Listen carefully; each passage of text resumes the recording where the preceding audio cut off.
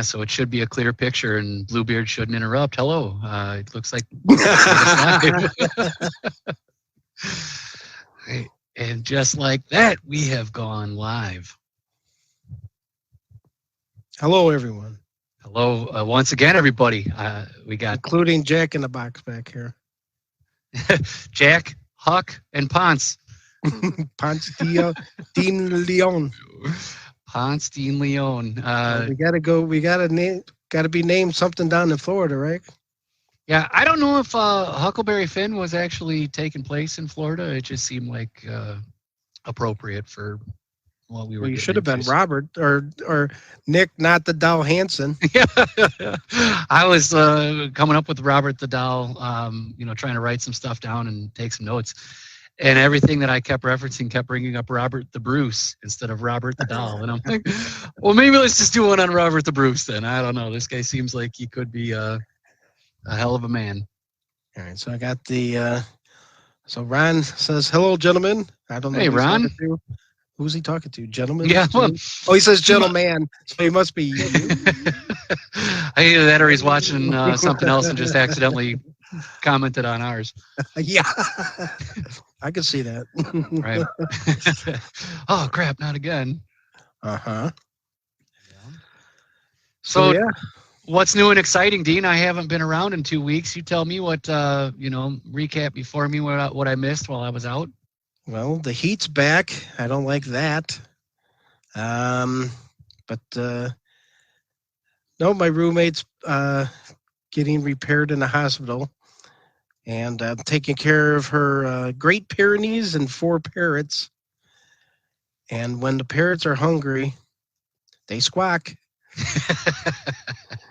But when I come in the room, they sit there and wait by their dishes. Yeah, they're ready. And then Aflac, he's the blue and gold Amazon. He's a bastard because he'll sit there and like throw all the food all over the place and eat whatever he wants. All the other birds are fine, but he's like a messy eater. I think I call him asshole. Does the Pyrenees ever come around and clean up behind him?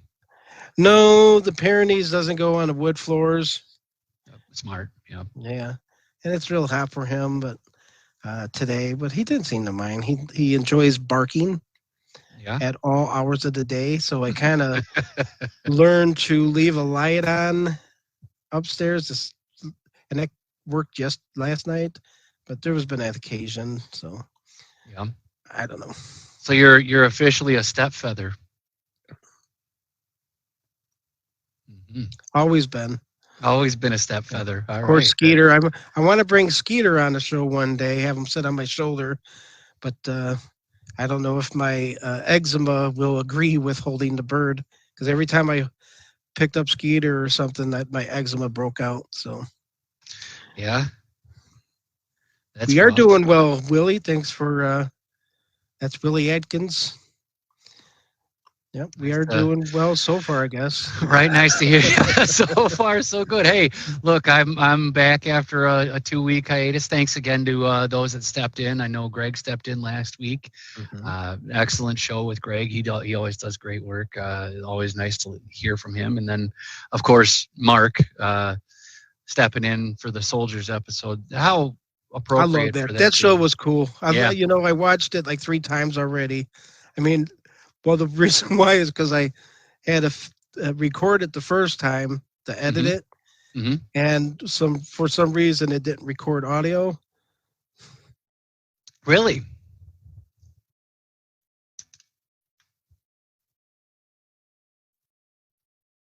I feel like I need to do a song and dance here while Dean froze up a minute. And at least we caught his glowing smile on the stream here. So stand by while we wait for Ponce to come back in. But while we wait, we've got an exciting episode planned here. I am prepping to head down to the sunny state of Florida, headed to St. Augustine. First time for me there.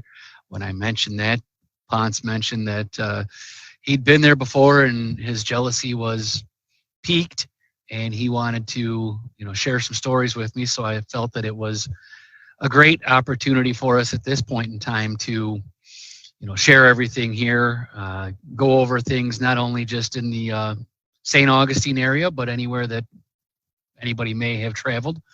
Uh, what if he is not frozen and just very still? But what if he also just vanished?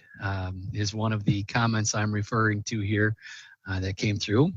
He may be very, very still because he's hunting rabbits.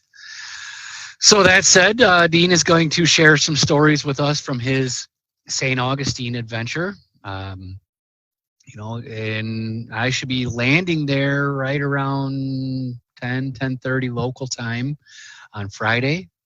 And as we wait for Dean to jump back in, he's going to tell me the hot spots. And I wanted this to be, I think the word I'm looking for is visceral. I wanted to be able to respond to this, in real time as I get the reactions to my reactions from what Dean is mentioning to us. And pardon me as I take a look here and send Dean the link to our broadcast here, as he seems to have just gone completely off the grid, which would be fantastic.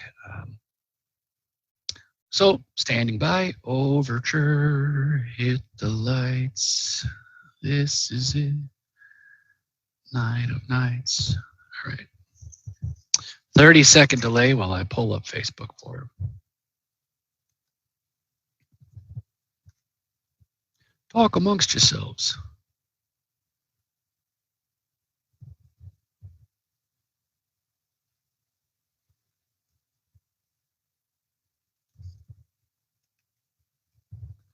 I love the pleasures of modern technology.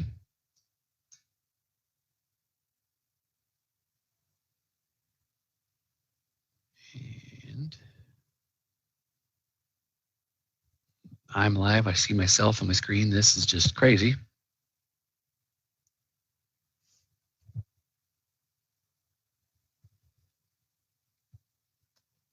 Coming right in. Never a dull moment. Gotta love it.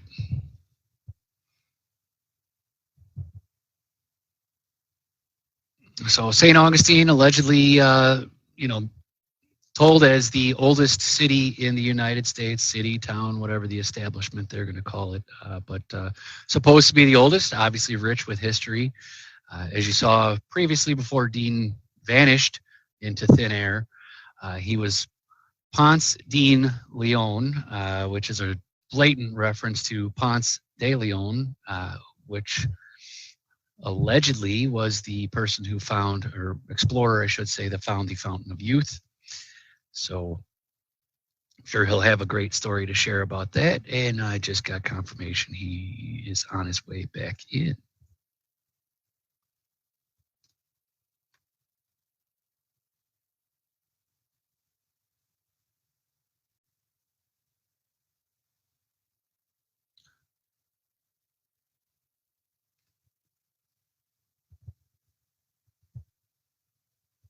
Dean handles all the media. Otherwise, I wish I'd had some photos to share here. I'd have pulled them up and started taking a look. I don't want to break into my side, as he alluded to Robert the Doll, but we'll wait to see where he comes in. Give us the excitement of where we're at here.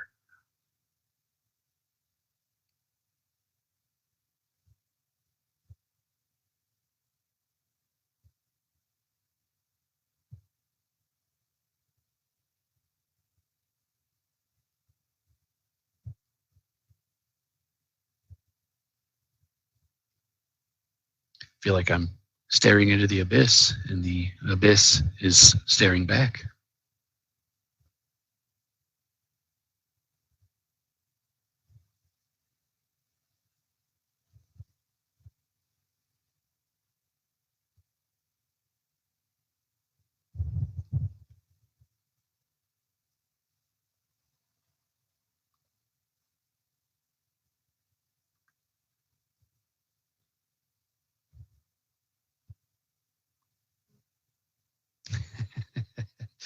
And he's texting me to let me know that the link is not working. I am going to put us on hiatus and pause and the live broadcast and bring it back up here as soon as I can get Dean's technical difficulties worked out.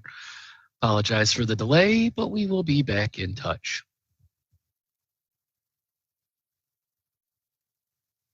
You're live. Can you hear that music? Yeah. Okay, I didn't know if it was going to work. I don't know. It sounds like we're in a jazz club now. All right. That's maybe. Hello, everyone. Deja vu. Welcome to season 1, episode 13 of Paranormal Pickers. Take This is smooth 2. jazz right now, man. Right. We'd like to welcome you all in. We're going to be your hosts tonight, Huck Hansen and Ponce Dean Leone. Welcome as we go take a trip down the East Coast. Smooth, soft. I don't know how long this thing's got, so let's dive in. All right. I do have my tablet charging here just in case. Okay. Well, I was going to tell my story, but then, you know, I need your Ponce to my Huck in order to in order to really get it going, because That sounds like the movie or the TV show Chips. I love that show. Right? So All right. dive right in with Did us. we lose our audience? I'm sure we lost our audience. Oh, yeah. we did that on episode 2. I don't think we got to worry much about we got to worry much about where we're at now. So it's the YouTube audience I'm after, right? We're looking for that second to settle down. Yeah, so let's jump in, man. I mean, you've got some good stories, and then we can lead into mine and back and forth, do some scrapyarding. Well, without further ado, this is season 1, episode 13. Hey, the finale of the season, if I'm our last episode of the season 1, and then we're going to probably take a week or 2 off to kind of or tacos and do something. I don't know, yeah. But well, you're going to be out of town, so you're going to need a little time to recuperate, and then I want to get some of the editing done for season 1, and then we'll restart and start season 2 already. How time flies, right? Serious. You know, it's amazing when we get into it. There's 13 episodes already down. I always like to plug the YouTube. You can find us at Ghost Head Soup. Just search YouTube. Please subscribe, like us, like the videos. You know, Dean does great work on those. It takes his time out of his extremely busy day. We've got one of our viewers back in. Good to see you back in, whomever you may be. As we take 2 and go through this. So, you know, we've given further ado without further ado. You know, let's, Sunshine take 2. Is that what we're saying? That is what we're saying. I titled it Ancient Spirits because St. Augustine is the ancient city, so to speak. Yeah.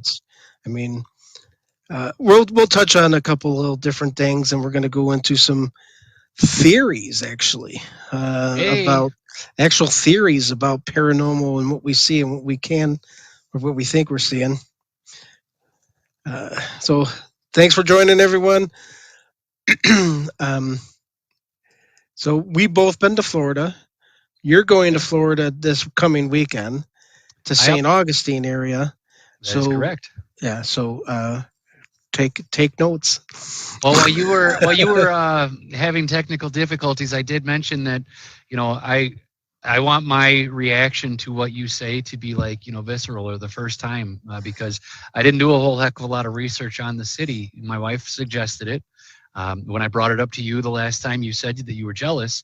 It piqued my interest. I now I get to see what you're jealous about. So I do want my reactions to be genuine and pure the first time that I hear what you're saying about St. Augustine. Well, I'll probably be jealous because you'll probably go into the fort. I've never been into the fort. Yeah. But you know, it's just cool. It's all cool down there. But my first time in Florida was actually back in 2006, 2007, 2008. I don't even know. You know, when you look at the pictures and it says one date and then your note says another. But I know it was after my friend Ken passed away, because him and I went fishing up north all the time, and that would be our thing. And I didn't want to go fishing anymore. I wanted to go ghost hunting now since my friend died. Yeah. And so for my birthday, October of that year, I went down to watch the space shuttle go up. Here it comes now. Yep.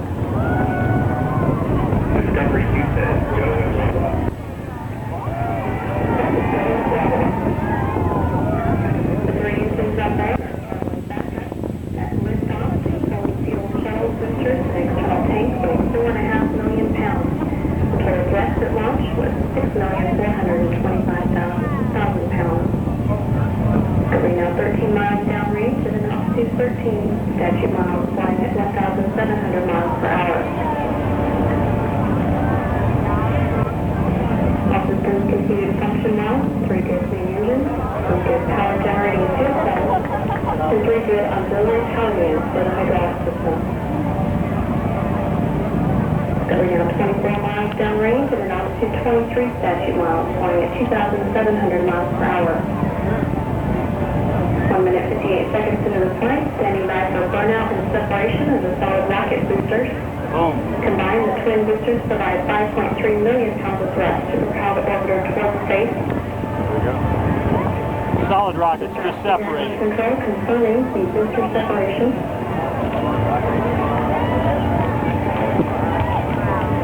Cool. So that was on my birthday. So I went and drove down to Orlando, straight through, toothpick in my eyes open. By the time I get there, I'm like, I need a room. I think it crashed at like 4 o'clock in the morning, and got a good night's sleep. So I was waking up early the rest of the days. But Showed up So went looking to like Tom from Tom and Jerry, just eyes like. yeah, I went to Orlando, I went to Daytona, and I went to Universal Studios for the Halloween horror thing that they Oh, do down there. fantastic. Yep. Yeah, that was cool. That was cool as hell. But my very first ghost tour was downtown Orlando, actually. Okay. Can't tell you what buildings we saw, but it was cool because I had my recorder and everything going. And these ghost tours, sometimes you get like 2 or 3 people, right? Yep. And the guy and the girl that were doing it, one dude had long hair and he's like, hey, and then he's looking, and all of a sudden, like this gang of co-eds came in, and there was like 20 people sitting there now with me. And then he's like, wow, this is like the biggest crowd ever, and it's always like 3 people. So so then these co-eds are going all over the place, just doing whatever they want. And I was just trying to listen in, and I knew as we went into the old courthouse there where Ted Bundy was tried. Okay. But he wasn't actually tried in the court. He was actually tried in a separate room. So a lot of the details get lost in conversation. And then also there's a inscription on the table that says Ted Bundy, but they highly doubt that that was actually him doing it. It might have been after the fact, and somebody just wrote it in there for shits and giggles. Just or whatever. because they can get the Just notoriety out of it. because. Yeah. So yeah, it was my first tour. One of the things that happened was, and just because I don't want to mess around with pictures and stuff, I'll add them to the YouTube stuff. Okay. But I took pictures of the courtroom. When we moved out of the courtroom to this other section, the gentleman stopped me, says, I know you're here. You want to take this seriously. These other kids over here were just roaming around with their K2 meters. He goes, once they're settled in that next room, I'm going to bring you back here in the courtroom, and you can leave some equipment or whatever. I'm like, hey, cool, thanks, man. Oh, yeah. So Nice that was giving you cool. So we had an experience there. Actually, I brought it back in there, and I put my recorder on the table where the Ted Bundy name was written or whatever. And then we were standing there in the hallway, or between the two, the hallway, I guess, in the middle of the courtroom. And I said, all right, spirits. I said something profound. I just, come on, spirits, come in here and do something, show me a sign of your presence, whatever. Mm-hmm. And all of a sudden, on my left side, I felt this rush of energy come in. And it like swooped over me, and I got like the chills and stuff. And I noticed that he did the same thing, but he was facing me. He did the same thing on the right. And I'm like, did you just feel that? He goes, yeah. So some energy came rushing in at us. And this was in the And- courtroom. in the courtroom. So that Yeah. was like a verbal, or that was not verbal. That was like a physical experience that we had there. So that was cool. That's all price of admission right there. You know, Well, and and some the of the fact that he let you set up too, like you're saying, like Yeah. he noticed that the kids were just there doing their own thing. oh my god, and I couldn't believe it. You know, and it's it's me. You know, if something didn't happen before, if I'm there, something's going to happen. You know, it never fails. You know, I could be driving forever in a desert, and I'll Yeah. get stopped by a red light, and then wait 10 minutes while there's no one else there. But you know, that's the unexpected is what I live for, I guess. So, so yeah, that was cool. So, with Bundy, I don't know if we go into that, but Well, he was well, yeah, I do want to go into that Yeah. because he was a serial killer. Yeah. Back in 1974, I believe he committed his first murder in February, something like that, in Seattle, and then he claimed 2 more victims in July of that same year, 1974. So automatically, he's starting to commit murders. Yeah. He was captured actually, I'm sorry, rushing myself. I'm trying to think. So then he moved to Utah, and then he took one victim there, but there should have been 2. The first one escaped, and that's the one that kind of identified him. And then he That was his demise. yeah. Well, no, it wasn't his demise. So that was in 74. That was in November. So then in 75, he went to Colorado, and he resurfaces there, and then he went back to Utah because he was briefly apprehended. He was selected from a lineup. He was called out by this chick that the one that escaped, and then he was convicted of abduction.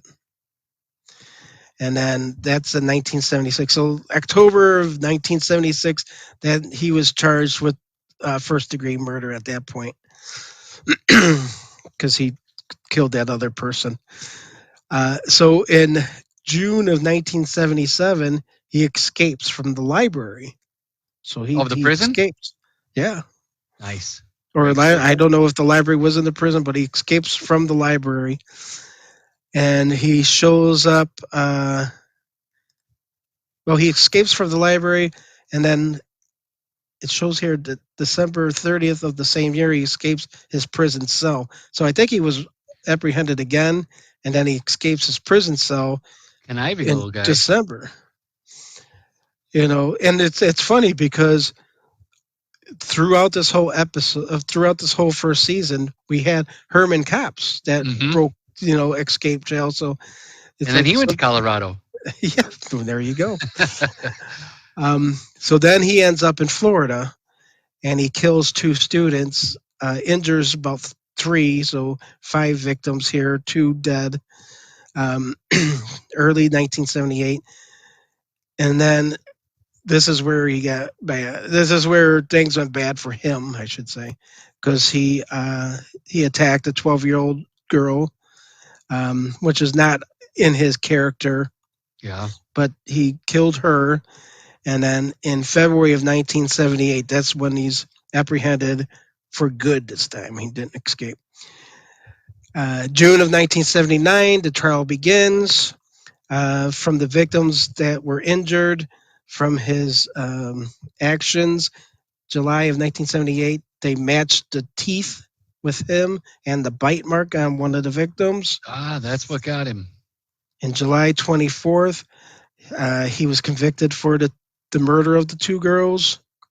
And then in 1980, that's when he went on trial for the 12-year-old. February of 1980, he gets married to Carol Boone. While in Someone prison? marries this guy. Well, yeah, Yeah.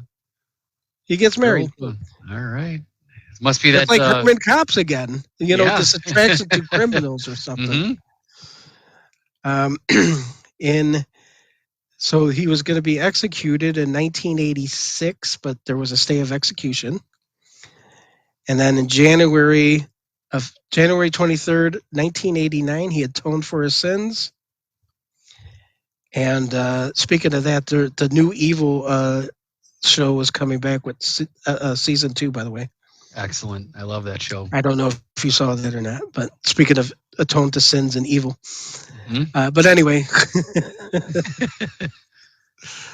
And actually I found that letter. Remember I said the letter from the storage locker Hmm. that where it was basically like the mother or somebody wanted this guy dead because he was pure evil. Yeah. I found the letter. I have it here. Oh, But, we'll have to get to that. That's Oh yeah, it's struggling to read through the cursive, But so January 24th, 1989, old Sparky took him down. He was put to death by execution at 7:16 in the morning, and 200 people outside the court cheered. In the Florida penitentiary. I don't know. I don't know where he was executed, Yeah, I but think it was in Florida. Yep. But yeah, down in Orlando, where he was in the courthouse. Yeah, he was imprisoned not too far from Orlando. Well, not too far as a relative term. It was in the same state, but Yeah. From there, he also had a kid, from what I recall. I'm not sure about the kid or his family life. I know that they got married in jail. Yeah, And also, our first episode, 13, hmm where the serial killer, like back then, what was his name offhand? I can't think of it real quick here. Thomas. Why can't I think of it? Oh, my head. Too many things. Because there was the ballad of Thomas Carr.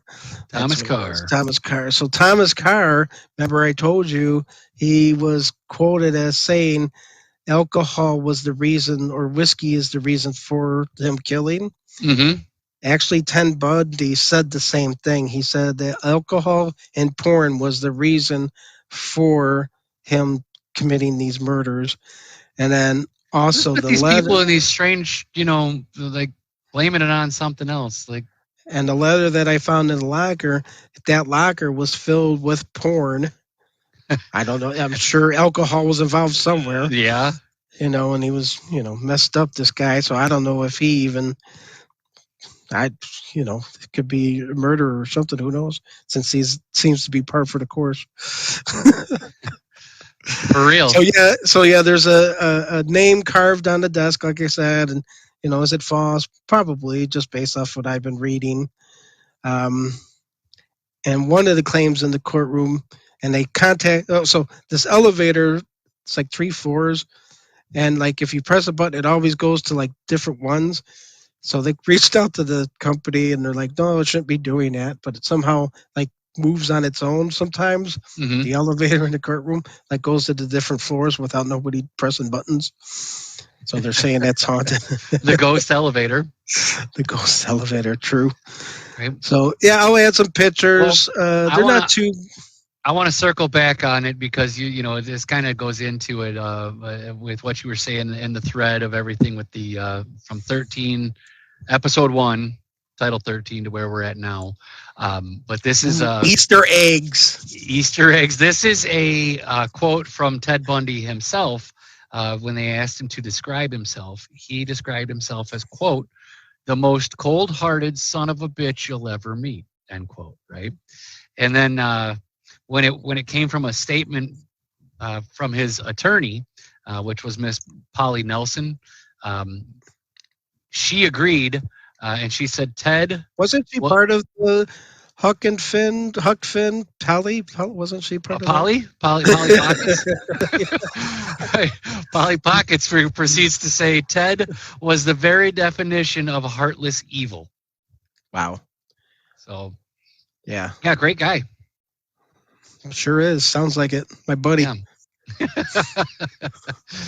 So that's that was your first experience in Florida with the paranormal, huh? Going into the Orlando. That was my first courtroom. paranormal, yeah.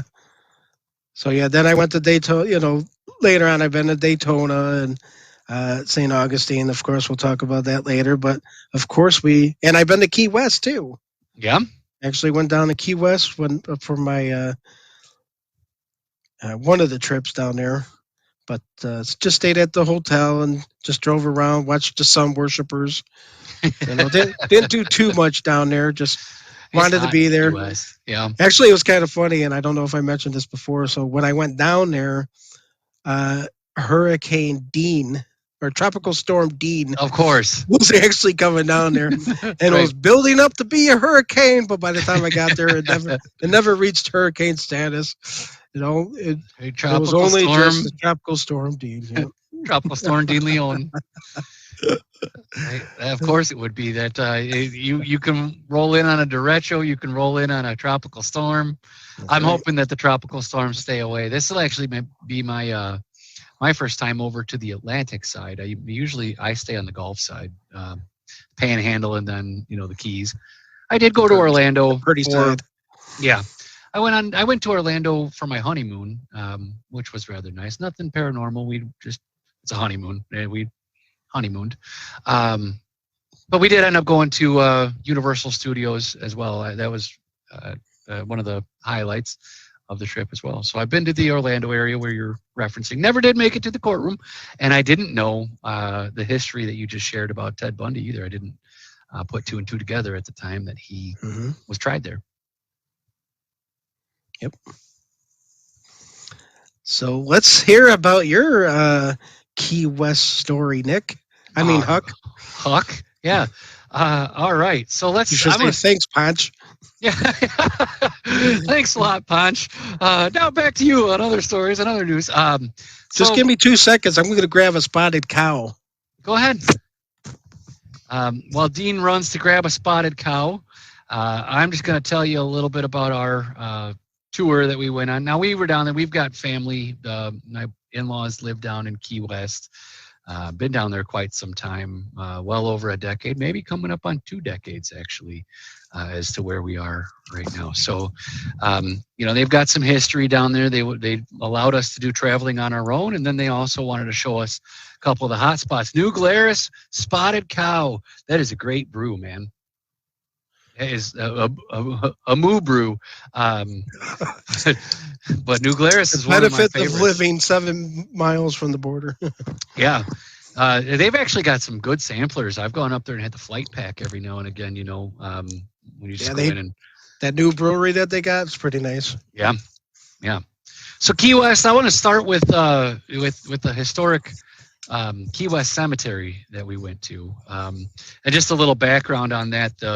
The Key West Cemetery itself, it was established in 1847, and it was established after the hurricane, speaking of, that came through in October the previous year, so 1846.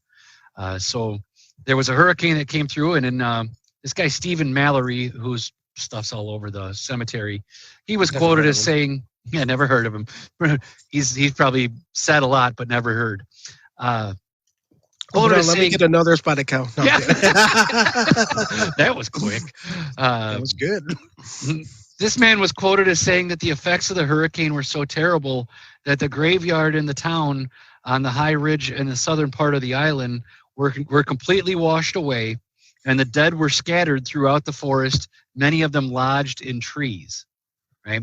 So remember that. Yeah. So think of that too, because if you're familiar with cemeteries, not only anywhere where it's below sea level, which you've probably seen, they don't inter the people. They bury them. Well, they don't bury them. They put them above ground. They entomb instead of inter. Right. There's some words for you, kids. So the hurricane destroyed several of the burial grounds, including the one that he was referencing to. So they kind of had to, in essence, start over again. So that would be a great job to have. Let's go bring out your dead, gather the dead, and rebury them. So in 1847, so the cemetery had a lot of history. It's like they fell out of bed and they got to pick them up and tuck them back in. Well, imagine like how many of them they just like just got distraught and decided, you know what, I'm not picking this one up. Like, this one's too far gone. Let's just let him disintegrate and lie out on the side. So for $400, they bought a lot, 100-acre lot, you know, and built this cemetery that we went to. Some of the things that they relocated there, they did have obviously all the folks that you know, perished in the hurricane, and then obviously previously to the hurricane. But another one of the things that we saw was there was just over a dozen soldiers from the Civil War that were that was their final resting place, and they built a nice monument. That was one of the pictures I sent you that you can add to The Civil War down in Key West? It was the Civil There's War. Civil War soldiers down there? You said Civil War? I think that was the war. Let me reference my notes. Hold on.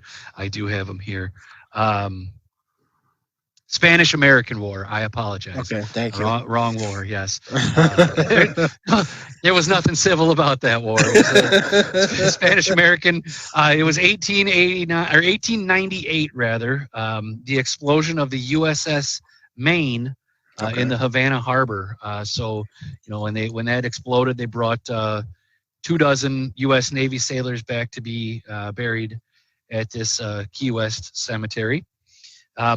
And one of the things that I really kind of liked about it, when I took the self-guided tour, they gave you the pamphlet and you can read about it, but they give you the, you know, every gravestone has a symbol on, well, not everyone, but a lot of them have symbols on them. And they gave you a key as to what the symbols meant.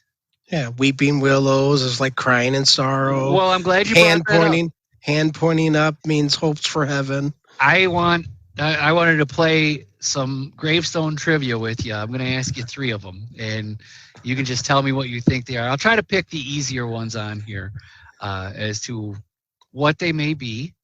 And this one is kind of I'm going to throw you for a loop on the first one, but if somebody were to have anchors on their gravestone, what do you think the anchors would symbolize? Either a sailor or...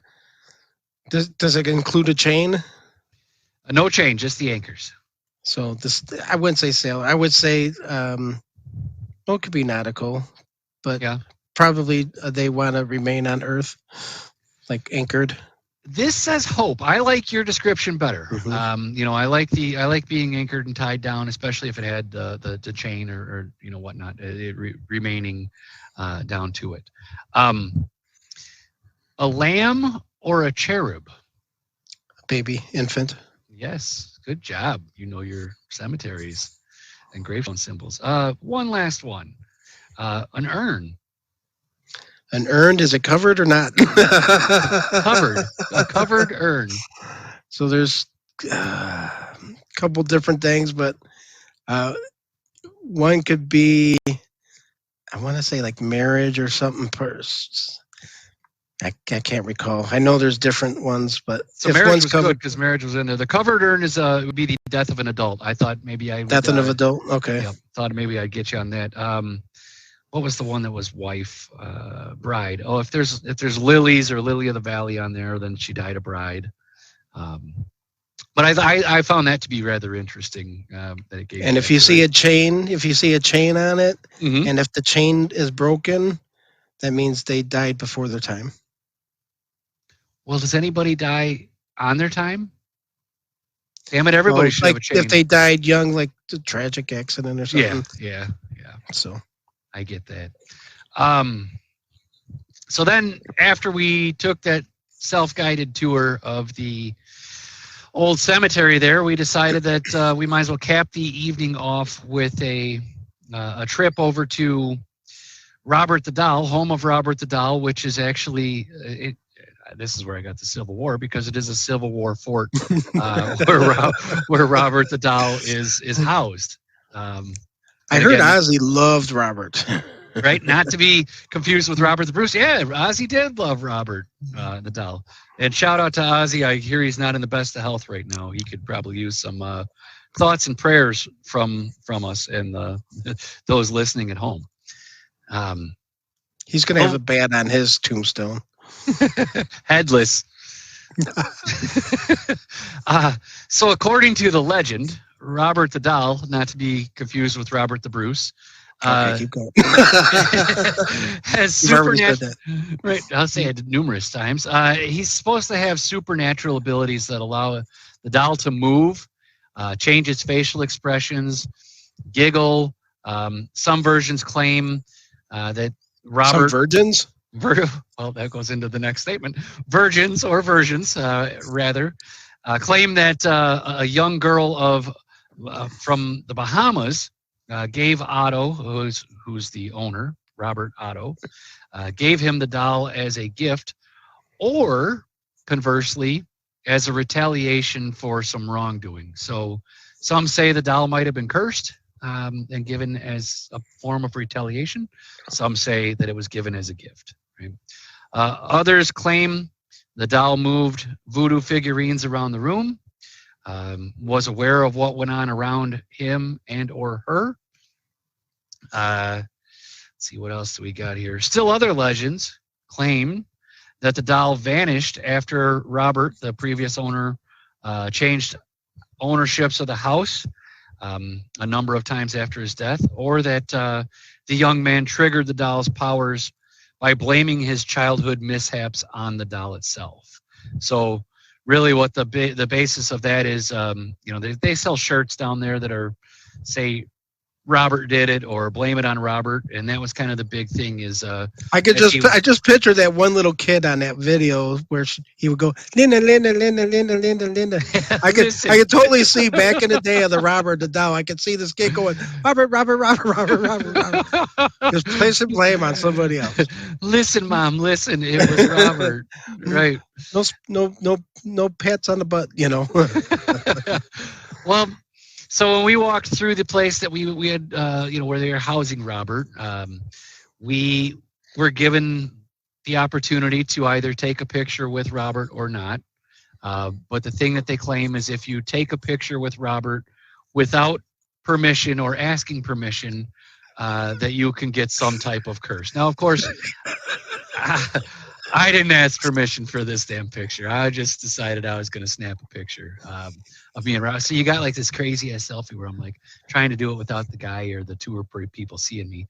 But I do have a picture of what is supposed to be the actual Robert the Doll in that we took. And then they read off letters of people who had allegedly been cursed and, wanted to apologize and write. Was it in cursive?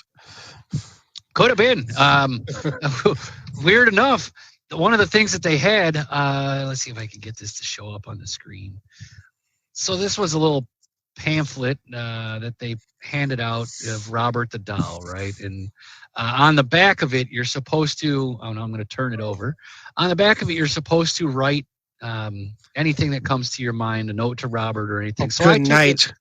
I took it upon myself. Who knows what the hell popped in your head? Exactly. I did some automatic writing, and of course it's white. You got to put it in front of you. Oh, it's in front of me. It just blends in because I got the green screen going. There we go. Yeah. Mine is literally just gibberish, but cursive gibberish. It's kind of like last episode with Atchison. We found that note at the Sally house. Kind of the same thing. Yeah, and so when I was leaving, everything's tying together here. I just let it all go. I just was, hand was doing the motion. But it kind of looks like, if a little kid was to be writing a note to somebody and not knowing what the words were, but just wanted to, scribble down words, it looks like a kid writing in cursive and wrote it down. Now, the gentleman that was giving the tour, he took a picture of mine and said he was going to reverse it and see if it, showed anything different in a mirror or anything like that. But he was kind of intrigued, and I was like, "Look, I don't know. Of course, it's reversed, right? I might have been half drunk. I might have been stoned. I don't know. I know I was enjoying myself when I was on vacation. Half drunk, isn't that like just almost there? I was drunk before my time. We're almost there. Right, we'll be there soon.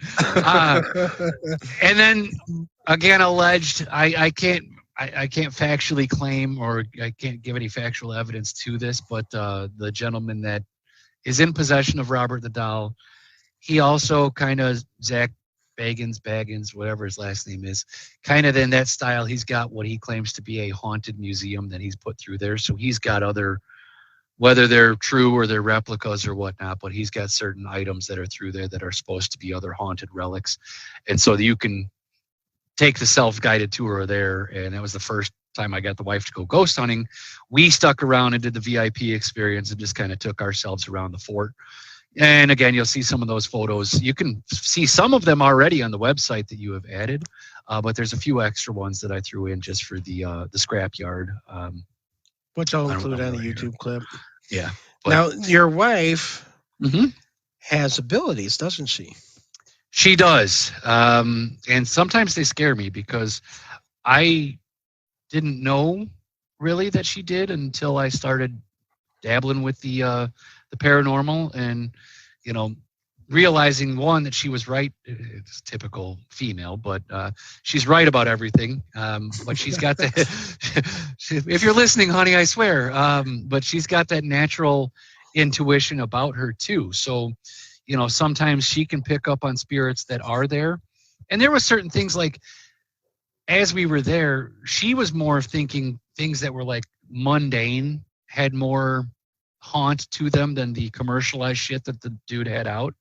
And she also thought the guy was rather creepy. Mind you, she was the only female that stuck around for the VIP tour. So, you know, she was a little uncomfortable, as it were, surrounded by 6 or 7 other gentlemen. And you know, and Let's get her. Let's get her. Well, the guy kept making some creepy references and coming up behind her with a tape measure that he was like, you know, going to make a skin suit or a replica doll of her or something. And I was like, I was going to say tape. Okay. Right. Like she's like, oh, I think it's time to go. Can we get That an reminds Uber? me, I have You to know? take the tape measure out of my case over there. I just put it in there. Go, I do stuff at the flea market. Yeah. Undertaker style. No like, skin "Oh, it's, Yeah. no skin suits. On that note, Yeah. But that was an interesting thing. There was a couple other things that we could have gone down. I will say we did visit Ernest Hemingway's place. He's got some pretty cool cats. what's A the lot name of the cat- bar? Oh shoot, Hemingway's. I don't know. No, the bar that he went to. Isn't there? There's a bar that he goes to. The Green Parrot. Well, I'm sure you've been in all of them, but there was one that I think they have like his bars do or something there. Oh gosh, Charlie's. could be. They did have a lot of his stuff. There was another museum, the Museum of Art and History, and it was in an old custom home. They had a lot of the old Hemingway stuff in there. His old war uniform with some bloodstains on it. Some other shit that he had at the time. And then this might have been my favorite part of the entire trip is the last day that we were there. It was the first day of what they called the Ernest Hemingway Festival. So everybody that was there for the festival, they have a contest, a lookalike contest. So the streets were flooded with Ernest Hemingways. It was great. You just see the old man and see a bunch of gray beards, you know, everybody. Is it just, almost as bad as like an Elvis impersonation type? it might be worse. It might be worse. But I was like, you know, my hair's already gray enough, and I'm thinking to myself, look, give me about You know 5 which to one 6 I want to years. go to is the Charlie's Angel lookalike fest. That's the one that I want Yeah. to go to. As long as it's not a contest to look like Charlie. And well, you know, they might refer to me as Bosley, and I'll be happy with that. All you got to do is sit back and commentate like, oh, hello, angels. Hello, angels. Hey, that's great. So, yeah, that was my Key West experience. We were actually going to go back to Key West this year for our trip, but the in-laws, as I mentioned, that lived there, they sold the place that they were staying at and are rehabbing another house, which is one of the oldest houses in Key West. So I'm curious to see how that turns out when they're done. We call it the chicken house because when we were down there, it was actually abandoned, and there was a ton of roosters. Like roosters are like, you know, I don't know, they're crazy down there, but I just had a premonition yeah, that I will be going with you I think on that visit when they finish that house. so. I think so. Just They'll had a have premonition. They will have plenty of space. That never too. happens. It's so wild that I got this premonition all of a sudden. Well, I'll be all right. Look, I'll leave the wife at home. I think wonder if she got the same premonition. Something tells me you and Dean are going to Key West. You are right. That's right. So yeah, which was what gave us the idea to go to St. Augustine this year was she was picking it out. She said, "Hey, look, she's tried to get me to go to St. Augustine for probably." She's a smart lady. Yeah, she's tried to get me to go for 10 years. Are you frozen? No. Oh, okay. St. Augustine, man. She's a smart lady. That's right there with Key West as far as that same style. I mean, it's when you think of Florida, you think of beaches and parties and all this other stuff. No, I like the history stuff, and Key West has a lot of history. It's almost, and then St. Augustine, of course. I mean, it was founded in 1565. Yeah. Come on. Allegedly, they say the oldest city, or I say the oldest city, continuous occupied city in America. Yeah. And it's, of course, it has history of bloody events. Years of fighting the British took place down there. The Spanish colonial settlement was in 1819. So many things going on. John Adams bought land for like $5 million. Wow. And that's kind of where America kind of signed a treaty back when John Adams bought the land. The treaty was placed at that point. That's kind of where John Adams. Yeah. So the whole bottom half of America used to be called Floridian. Mm-hmm. And then that's when Ponce de Leon and the Spanish, that's what they called it because of the flowers, floral. But so when we took it over, we isolated it to Florida and Georgia. But anyway. So of course the Yankees own St. Augustine now. Right. After winning against the British and then coming down there and basically the Spaniards were just kind of like at their last rope there, so it was kind of like just blowing. It's just, all right, thank you. Here's the treaty. We'll take away. Here they go. Right. But we did allow the Spanish troops to vacate it for about 2 years, actually. So it's like it's said and done. When everyone left, it was like 1821. Probably goes back to that same Spanish-American War I was talking about in the West. Yeah. But this little chunk of land down there, I mean, Florida is not the biggest state. I mean, you could drive across it in a day. Mm-hmm. But just that little area there, St. Augustine, you got to imagine wars, raids, famine, plagues, dictatorship, smugglers, rum runners, corrupt officials. Whoa, sure. Go figure. Of course, ancient sites. There was concentration camps down there. Yeah. Of course, jails, slave traders. Yeah. And you're a port city, so you got everything coming in. Of course, the oldest profession known to man, right? Mm-hmm. 7-Eleven a play.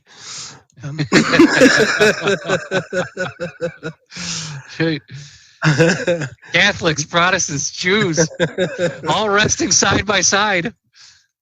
So, what I want to talk about, I'll talk about a couple places down there that I've experienced stuff in St. Augustine. One of them being the St. Augustine Lighthouse. It's been featured on Ghost Hunters, of course, capturing shadows and all this other stuff. So I did take a couple tours there. I've been there 2 or 3 times, probably 3. But the lighthouse itself, actually, because I said Augustine was founded in 1565. Mm-hmm. The first wooden watchtower there was in 1589. It's kind of end at the Anastasia Island. 1731 to 1765, the Spanish replaced it with a 30-foot tower. So obviously that's not 30 feet right there that you're showing. Right. And I have 2 pictures of me by the thing, so I could show you. I just don't want to mess with it because I don't want to freeze. No, I got you. Yeah, I was just adding some flavor. Um, 1782 on New Year's Eve there was actually 16. Leave that one up. Hmm. In 1782, 16 ships were wrecked on New Year's Eve outside of St. Augustine. Of course, the lighthouse itself, lens were changed. They what whale oil probably fueled these things back then. At one point, they actually removed the lens and hid them for some bargaining chip of some sort, um, etc. I mean, you could look up the history, but Sure. the current lighthouse that you showed earlier has been there for 148 years. And if you can see, like where the map is, there's like a strip of land. They actually built that land so the water wouldn't flood it or take it down, because there was a lot of lighthouses that would fall into the water, and then they figured out, well, let's put some land in front of it to prevent that, and so that did fix the problem. Um, so one of the things that I went to was a sunset moonlight tour, and you actually buy tickets. You go there at night. You go up to the top, and you get to watch the sunset and the moon come up. You And take they all these serve you like stairs. you got to climb it. And there's no elevator in there, and there's but they give you strawberries and champagne. It's really really cool. And I don't know how often they do this, but the gentleman that was giving us the tour actually allowed us to go into the light itself. Oh, nice. So yeah, I don't have a picture of me inside there because I was like walking on the edge, but I was walking there as the light was on. So this guy here, Shadow, was casted on the ocean. Guiding the ships in. Well, either that or blocking the light, so they smashed into each other. So back in when was the 1782, 16 ships. In 2006, 200 ships crashed because of my shadow. But anyway, so we know it's haunted. People say it's haunted. Who's it haunted by? One of the biggest stories out there is from the Pitney family, who was the construction team that kind of was ahead of the construction crew to take care of the stuff back in 1873. So like July time, and the Pitneys had 3 children, 3 sisters or 3 daughters. Mary, who was about 15 at the time, Eliza 13, Carrie 4, and then one of the workers' daughter was 10 years old at this time. So July 10th is the girls would ride the cart, the rail cart, like you see in the Yeah. mines back in the day, little rail carts to bring stuff to the ocean. Well, they had a board at the end of the rail to stop them from going into the ocean. Well, on July 10th, the board wasn't there, and the cart went off the rail into Wow. the water, and it basically fell on the girls. And someone noticed it right away, ran to the ocean, was pulling the stuff off the girls. The 2 oldest, Mary and Eliza, died, and the daughter from one of the workers, the 10-year-old, died. Carrie, the 4-year-old, was the only one to survive that.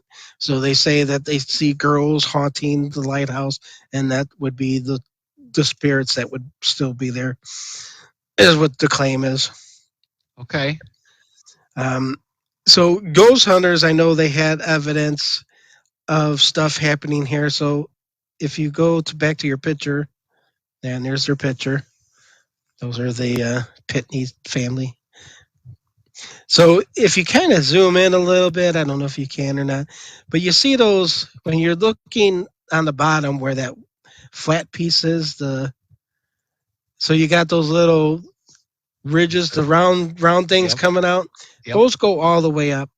Now, one of the things that ghost hunters found was a head popping over, and I kind of replayed that video of that constantly, and they say somebody peeked their head over it, but these kind of resemble a head. And when I was there, Yeah, I could see that. and there's a lighthouse, and what creates shadow other than light, is something. Well, So, yeah, anything that blocks it is gonna create that. anything. It just And they can would see be that. hearing noises and stuff. I didn't really get too much out of the lighthouse other than it was cool being Cool there. for the history. Yeah, absolutely. Yeah, so if you're not into the history, just don't want to ghost hunt, and if you go on the tour and they say, "Has anyone ever been here before?" They'll allow you to go in there while they're giving the history to the other guys. Oh, So that's you could nice. actually go in there and just kind of explore the area before the rest of the people come in. But there is the house out front, the the lighthouse caretakers. They live in the house in front of it. Beautiful, beautiful. Yeah, and there it is. So that's where they live. And so we investigated that place as well. So you can investigate there, investigate the lighthouse, kind of I free wonder if reign. I wonder if the Ghost Brothers have been here too. I think I saw an episode on Ghost Brothers about this as Yeah. well. It's But cool. And it's, not even for the ghosts. Like I said, I went there no, for just the the history. sunrise and moon, or the Yeah, sunset moonrise you tour. got the best part, which was the tour of I was and inside the damn lighthouse. yeah, and you saw it both coming, Who could say that? sunset, moonrise, and not many people because they only do it once a month. Yeah, but I don't even know if they allow, because normally they don't allow people in the light itself where the lenses are. That's this That was the part here, one yeah, guy. Yeah, where you walk. Uh, yeah, but you walk on the ledge outside of the on the lens. opposite side out here. That's Yeah, cool. Yeah. but who, I don't know how many people do that. Again, they probably just they said this guy's a ghost hunter. We're gonna let him in. Yeah. Yeah. So that Do you that was do you know from the lighthouse while you're on it? I'm sure you've heard of the term "crazier than a shithouse rat," but you ever heard mad as a lighthouse keeper? no. No. So in the 19th century, lighthouse keepers used to have a high frequency of madness and suicide, and Oh, okay. Oh yeah, yeah, many yeah. Because they're out there. I did hear about that. Yeah. many people assumed that they went mad because of the solitude and the demands of the job, right? But as things changed in the 19th century, it turns out it was something more sinister and simpler than just being mad from the solitude. The before they changed to what they call the Fresnel lenses, the old lenses or the old shit that they used to put in them contained a ton of mercury. So they would get mercury poisoning and Yeah. drive themselves mad. So that I thought that was pretty interesting. Well, ironically, what that storage locker I was talking about, Yeah. I found a thing of liquid mercury. Ah, it all ties together here. That's great. And There's here me is up this a there. picture of you standing in front of it? That's fantastic. Well, that's me outside of it. But yeah, so there's Hey, like you a look little about ledge 20 around years it. younger, man. Yeah, something. But You were about 20 years younger, I suppose. but right here, so you can walk on this ledge here, or inside there. So I was inside this light. That's awesome. Yeah. How many people can So, say that? I don't know. I'm glad I could, because that's cool. Let's see if I can recreate it. I have a premonition seeing me recreating this photo. I do have to bring up the photo. Are you doing it now? No, go ahead. I lost you. You disappeared. I'm just using the restroom. Right now? No, I went to go get some water. What the hell's going on here? I want to jump into the Huguenot Cemetery now, which is just outside the gates. Oh, fantastic. Oh yeah, this is Huguenot. Is that a last name? Is that like it's or a is that French like president. oh, okay. I was wondering if it was like so the French astronauts, they got the Huguenots, they got the cosmonauts, the Huguenots, and the astronauts.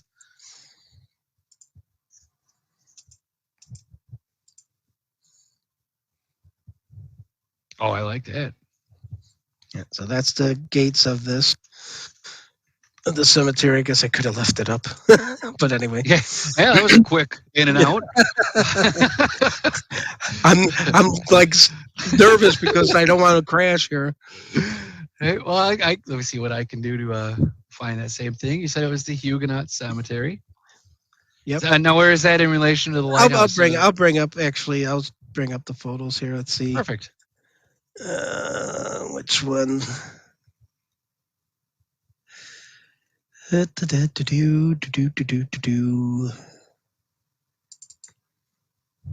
So this was my first time here. Is that the first one? How did they get out of order? Okay, this is it. So this is my first time in the cemetery, and it was closed to the public. So I kind of just walked Yeah, around the of course you perimeter did. and taking pictures. So I'll kind of walk you through the pictures here. Is it always So closed of to the course, public? it's the public burial ground during the yellow fever epidemic of 1821. So that kind of tells you. So the Presbyterian Church was owned, maintained. Yellow fever. Man, what a way to go. There, Here's same some of the- type of, like I was saying, there's a great example of how when a Yep. hurricane comes through, it washes all the bodies out because nobody's buried. Yep. And there's buried people. Look at the tree. Mm-hmm.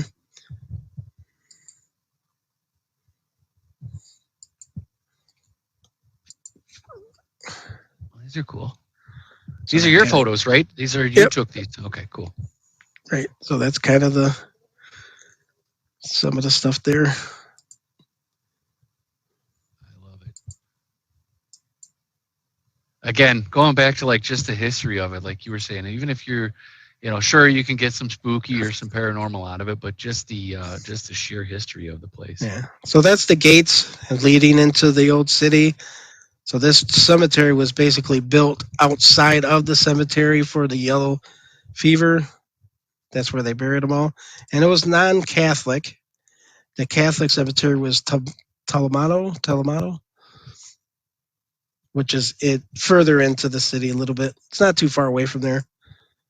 You can walk.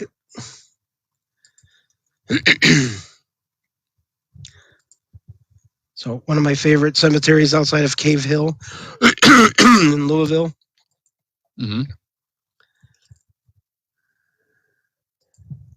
So this is at 9:30 in the morning, roughly.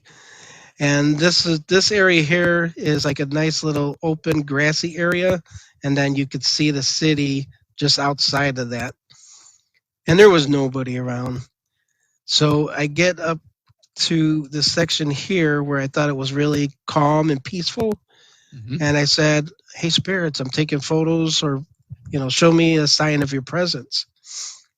And then I got this impression in my head that said, "Look up." And I thought that was weird. I was like, okay, I heard look up. And so I looked around seeing who said that, or was there somebody around here that told me to look up.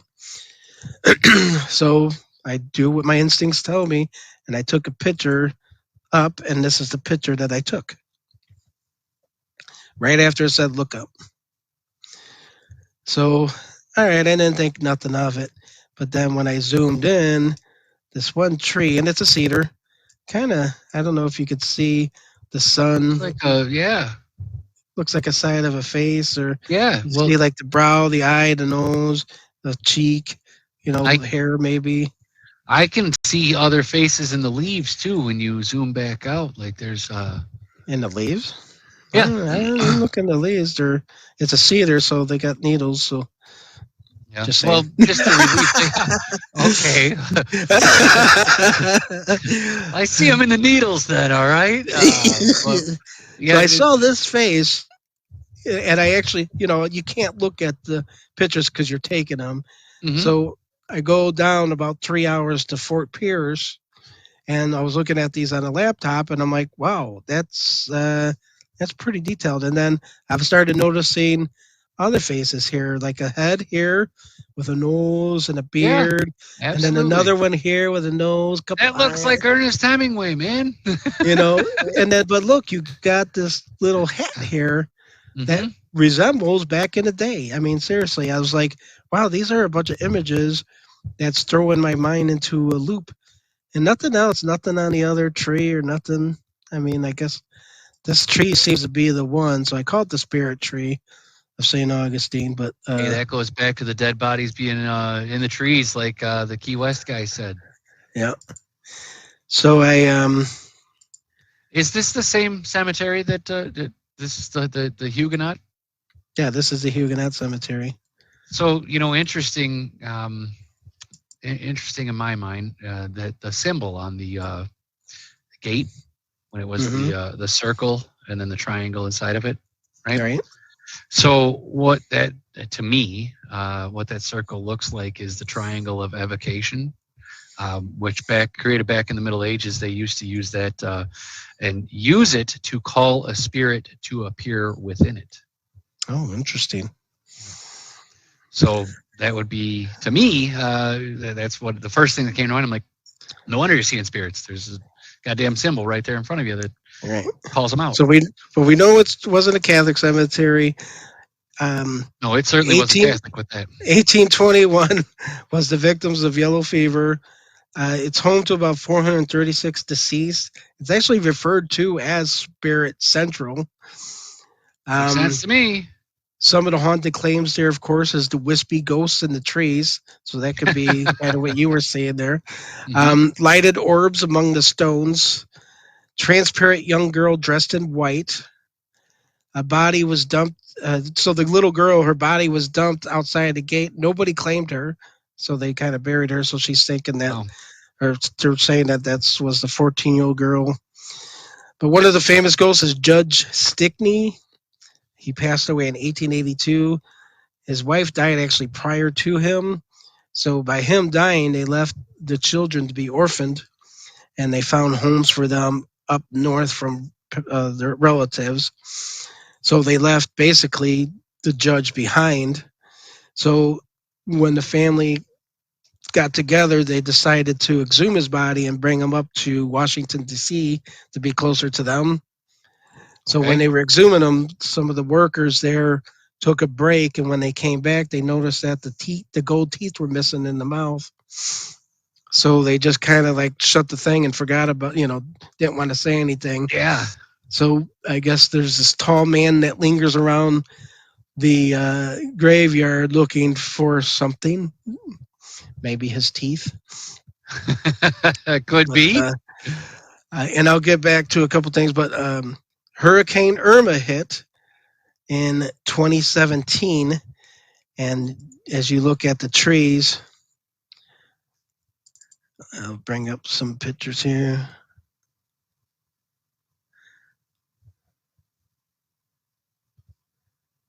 Now, what are they doing? Is that going to work? Oh my God. Well, he took Stickney down because he was a Yankee. New version. Everyone wants just that. See if it comes up here. Okay. Well, at least I'm moving around. I shouldn't say anything. Jinx it. So in Hurricane Irma took down the big 150-year-old magnolia tree. Oh, wow. Yeah.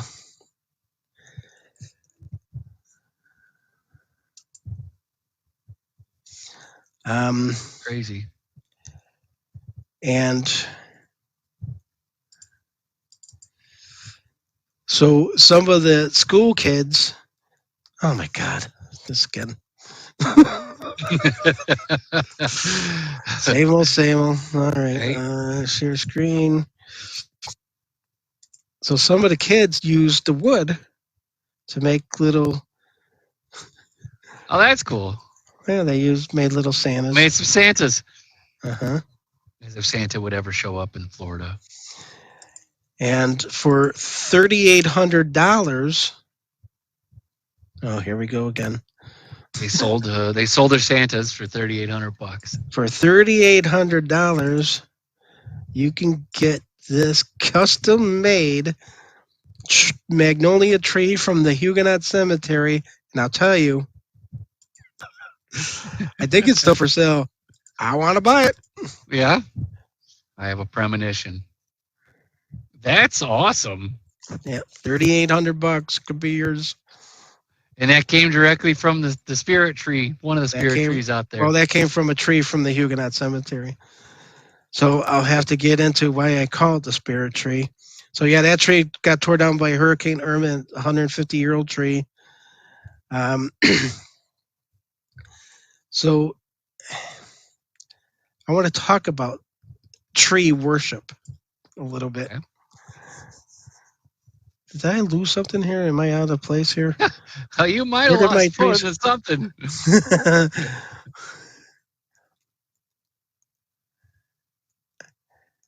Okay, yeah. So tree worship. Old German law, if you took the bark off of a tree, your navel was nailed to the spot where the bark was taken off and removed. And they would direct you around the tree until all your innards were wrapped around that tree. Jeez. So they were wrapped around there until all the guts were wrapped around its trunk, Yeah. basically replacing the dead bark with a living substitute.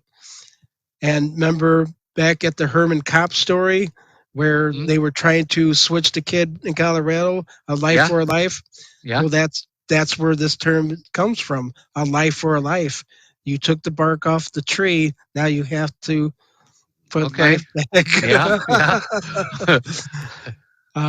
China, they planted trees on graves to strengthen the soul. That would make sense. Put the roots through there. Yeah, so it kind of identifies with the soul, basically, of the dead. In Africa, burials are holy places, so neither a tree may be cut down or an animal could be killed on that ground because everything there is a tenet to the souls of the dead. So a little bit of fun facts there regarding graves and trees. Well, they Um, have the Bodhi. I might be pronouncing that wrong. Bodhi tree, which is the tree of wisdom or enlightenment. Which that's where Buddha gained his enlightenment. Was under the tree, and okay. it became an object of worship. So I could see that as well. So I showed you the tree, the spirit tree. Mhm. All right, so let me pull that one up again. This is the first one.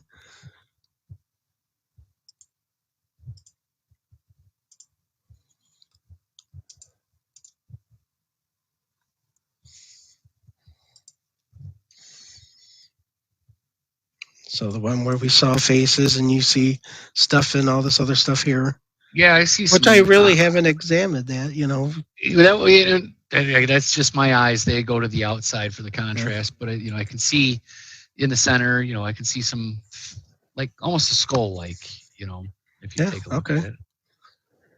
So again, the pictures here. So I kind of changed it up a little bit so you can see a little bit more. So now you kind of see this guy here, right? Yeah, absolutely. The I see hair, the guy there. Nose, his beard. So when I'm looking at this, He looks like Popeye, like a sailor, kind of. 3 hours from where I'm at, and then this looks like a more modern photograph, like a black and white photo. Mm-hmm. And I'm looking at this and I'm like, is it? Oh shit! I don't know why I did that. It's a goofball. Man. So I'm looking at this thinking somebody painted this. There's probably an art student at the college there Yeah. going to these trees and doing some fun things in there. And I'm seeing it. So here's that other little face. And there's they just pop out of this tree. And so I'm like antsy now. So I'm like 3 days later I go back there and I return back there. Right. You're like, But I want to get to the bottom of this and see who painted this damn thing. yeah. Oh shit! But look at that hat, dude. That's the same hat, like the Spanish American war hat. Like, dude looks like Ponce de Leon jumping right off the thing. That's his hat. I'm telling you. Mm-hmm. So I got like a good comparison of the hat, right? Yeah. So I'm like, okay, pareidolia. Yeah. I could see that. All right. So that's what people are saying. So I go back 3 days later to the same tree at about the same time in the morning, too. Ironically, it just happened to be the same time. But actually, let me pull up a different one.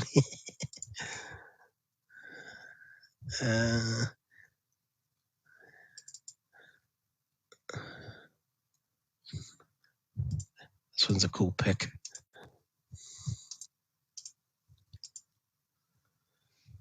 So this is actually me returning in 2016. So 10 years Awesome. later, notice I got a video camera filming that damn tree. So you could see where there's no one really here, you know. There's the Mhm. gate, and that's kind of where the city is. Traffic is A1A is over here, and the ocean's over here. If you could see my cursor, Mm-hmm. and can. so this is kind of where I was, where I heard the look up. And then there's like a restaurant over here. Back to the what my write up was about the cheese wrapper. So my friend and I were there, and we ordered omelets, and her omelet came with cheese with the plastic still on it. So of course the girl fixed us up and everything, and it was really good. But you know, actually I think they ran out of cheese too, so that was like the last cheese they had. They made it with the plastic on the cheese.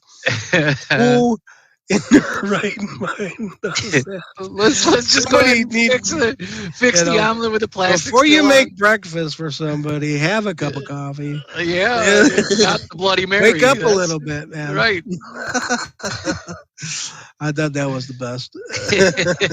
So that actually did happen. I really just want to get a piece of cheese. Oh man, that was funny. It's great. But so here's the tree again. 3 days later. So I didn't get any impressions or anything. I was just like trying to look for the artist, seeing if there was that thing was painted or sculpted into the side of the tree. Nope. However, the sunshines gave me another impression. So of course, I took a series of pictures, thousands, and just because now I'm hooked. Mm-hmm. Why is this happening? And so during the course of me taking pictures, I started seeing something else come about. And this is, I believe, the woman in white showing me her death. So this is they claim the woman in white there. This is the original picture. Mm-hmm. The tree on the left is the one. So I zoom in there. I don't know if you're going to see her or not.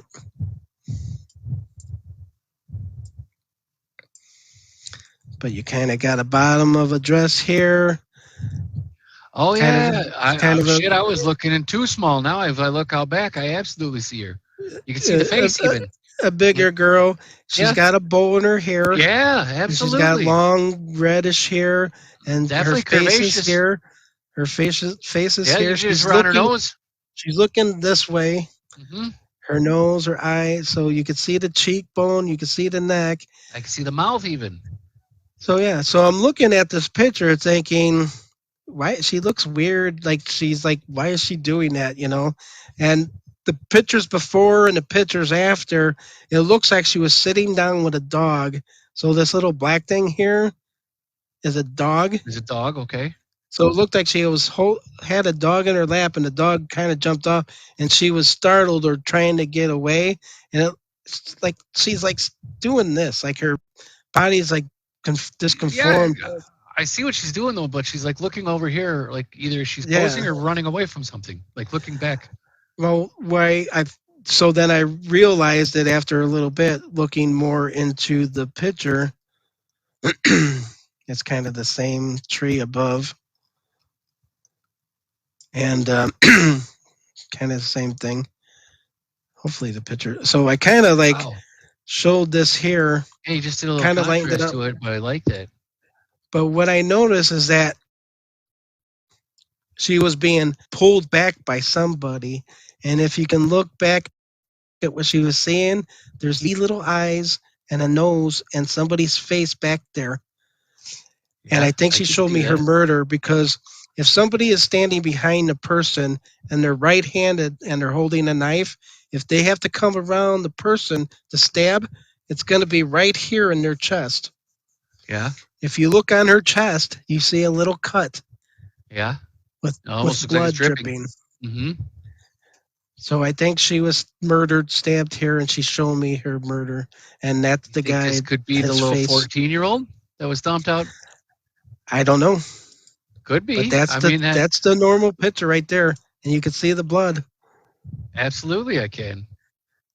and you could barely see his face there, and that's why it took me a little bit.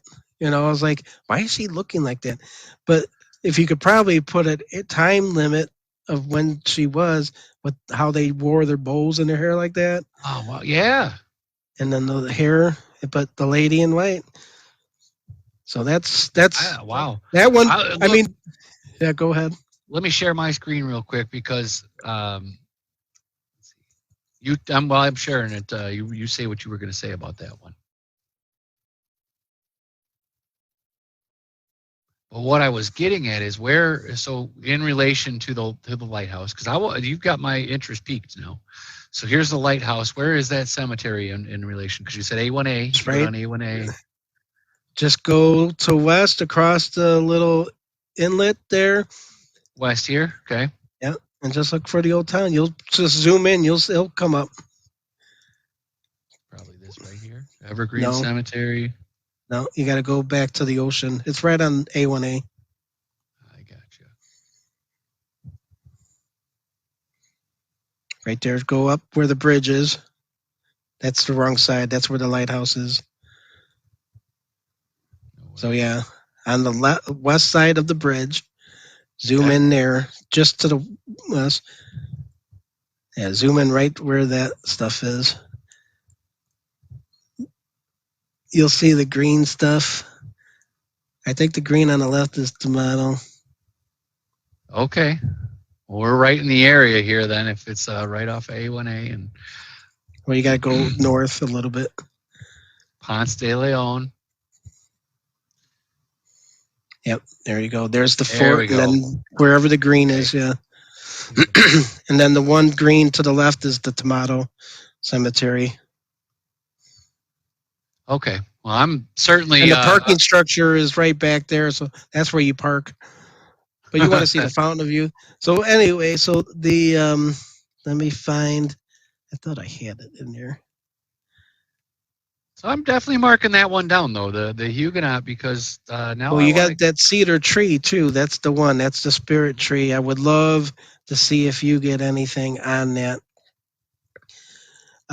But other pictures that I have that I'll include on the YouTube is a like a male figure, and he's nude, but on the side. And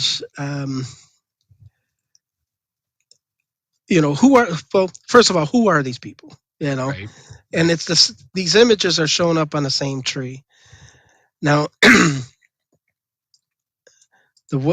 I'll show you the other images, but there was like a portrait of a side of a nude man, and I know people drowned there or whatever. So in that lot, actually, this is cool because the Friends of the Huguenot Cemetery has a big list of everyone that's buried there and details, great details. I mean, finding that was amazing because it tells me that Daniel W. Kissam, Kissam, died in 1830 something. He was 24 years old. So that kind of resembles the portrait of the male that I got. Yeah. How he died, I don't know.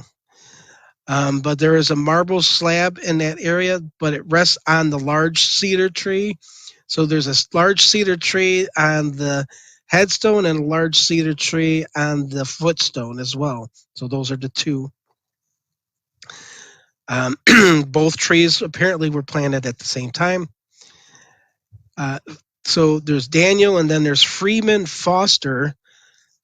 He died November of 1877, and he's buried next to Daniel. And then the grave next to Freeman is Ella Foster.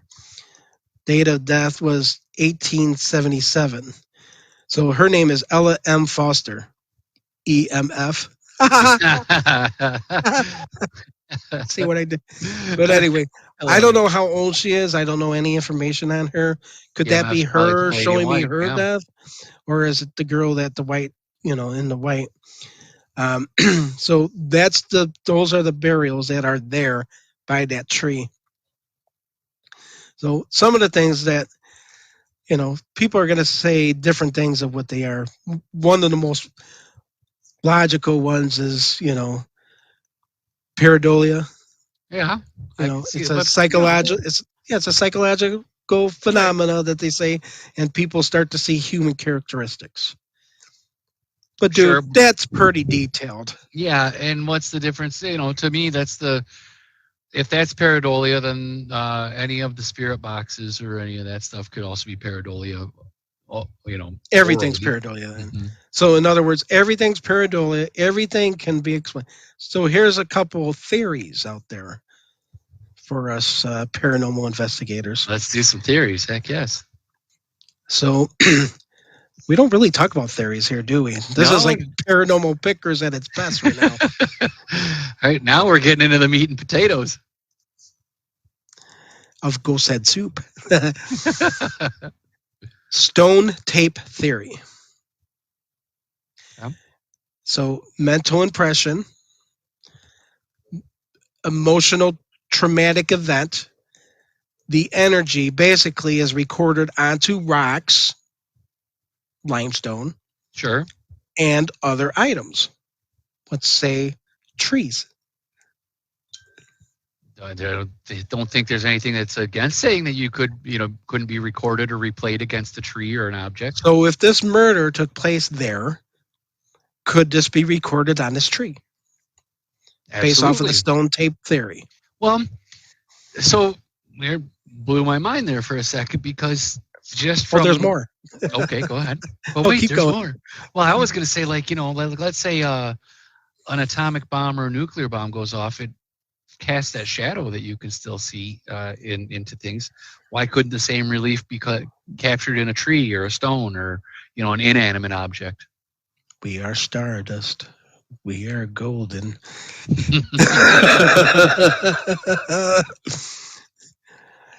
We are pareidolias.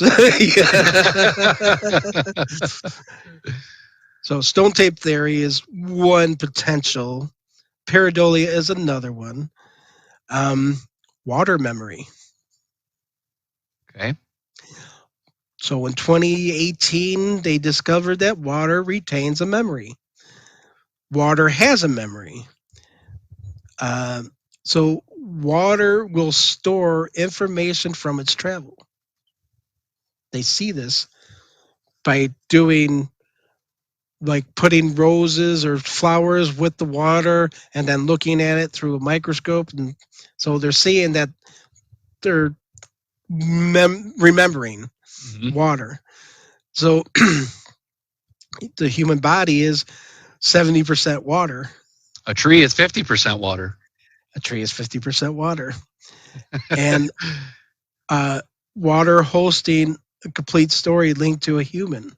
So if a human is buried and a tree is buried there, and the water coincides, and a murder happened there, the water remembers all of that goes on. And it's by the ocean, so trees are made more than about 50% of water. You hit that on the head. The cedar tree that was there absorbs 55,000 gallons per year. Wow. 30 gallons a day. So every day this tree can change. Sure. And every that's why day. It would change spirits that it had in it every day. Right. And again, hearkening back to the symbol that is above the cemetery already, which is used in paranormal, or I should say pagan lore, to draw out spirits. Depending on where that thing's shining, I'm going to take a picture of that, because if that circle and triangle has a direct line of sight directly to that tree, that's going to, I'll fall on the ground right then and there. Set up a tent right next to the outside of that wall. Watch the sunrise. No, just put a camera out there and just wait. Right. I would, yeah, that's one of my favorite places. And it's so quiet, so peaceful, and spirits talk to me or show me them. So again, back to, okay, so the tree fell down, right? This magnolia tree. that's haunted wood.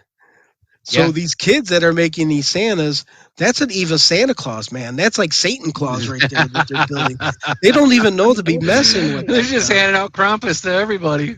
All right, let's just go back to the whole water memory. Okay. So trees are memory. So trees, water carries memory. So what happens when you start building stuff like homes with wood that have moisture in it, or furniture like that table, the coffee table, Yeah.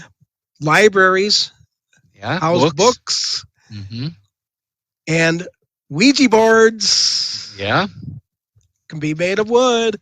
So Absolutely. therefore, all right, so maybe there's something there with the water memory and the spirit of the human. Maybe that's something there that we That's can. a good theory, man. So they got stone tape theory, which applies. Yeah. Pareidolia, which is a newer term, and I think that was just a psychological phenomena to not make us go crazy. Sure. You know, because this other stuff is like, really, this is happening? Well, yeah, it's potentially possible. So when you're walking through a haunted forest and something taps on you, it could be the damn tree. Or it could be the rain. Which would be, from the Water. tree. Right. That's great. Yeah. The water memory is going to have me thinking that in a few years we're going to turn into like the Ghostbusters, where shit's just going crazy all over New York. Oh crap! Yeah, you could be right. Right. So I don't know if they. So down in. So do you have anything to add before I go a little bit further into St. Augustine for you? Go ahead. I'll keep mine for the next as we go. Well, is it still about the tree? Because I'm going to change subjects here. Go ahead. I'm All just right. thinking about pareidolia, but carry on. Oh, okay. So of course the oldest wood schoolhouse is in there, and I haven't been inside there, but there's your anchor. Okay. So, yeah, I'm pretty sure the water's out of here until it rains. Well, let's look at a window, see if there's any pareidolia up there. There's somebody looking back. Could you imagine? So there's all this, and I'm telling you, all those shops and everything, you're gonna like it down there. I'm telling you. Oh, I love it. So yeah, all these little huts and stuff, our little stores. So yeah, look at this rinky-dinky thing. I'm gonna go in there if they let you. This is the Milltop Inn. This is where I had my nice little rum drink. Couple. So yeah, you go up here, and actually, this is no longer there. And it was right across from the school. That whole building's gone? It's gone. So this was when I was down there first. The Milltop Inn, and it was cool. You would have loved this place. I'm telling you, you and I, Paranormal Picking, we would have been on the Milltop Inn, drinking and having a ball, listening to, the people just playing their music. And then we would go to Huguenot Cemetery with our drunk asses. Come on, Spur! We would. God, that would be so much fun. Right. So yeah, that's no longer here. So when I returned, yeah, that's how you get up there. Let's see what's next. Oh, there's the Tomato Cemetery. So that's in the back. You saw that on the map. There's a picture from the lighthouse. So that's the sun setting and the moon coming up. I like that. Yeah. There's me at the Old Spanish Trail. 0 milestone. So Augustine to San Diego, California. 0 milestone. Look at that. That's got to be just outside the cemetery. Oh, there's where I got my 2007. That's when I went there. So that was 2007. Look at that. I just figured it out. Pictures will tell you. Let's see. I know there was a couple more here. That one. What's that one? Oh, those are yours. I could bring up yours if you wanted to. What's this one here? That one's yours. You got me super excited about going here now. Oh. Don't even get me started.